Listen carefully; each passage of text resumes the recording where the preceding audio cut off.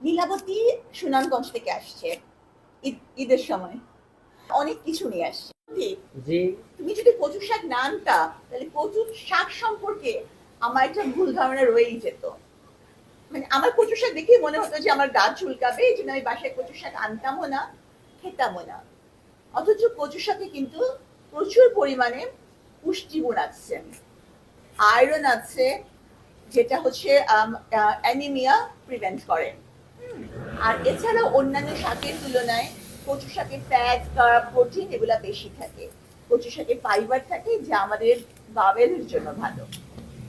কচু শাক সম্পর্কে যেমন ভুল ধারণা ছিল, ঠিক তেমনি আরেকটা ভুল ধারণা আমার ছিল যে আগে যারা আমার নামে গীবত করতো বা আজাইরা মিথ্যা কথা ছড়াতো, আমি একেবারে মাথায় ঢুকেই থাকতো যে না, তাদের কথা আমাকে ভুল প্রমাণ করতেই হবে।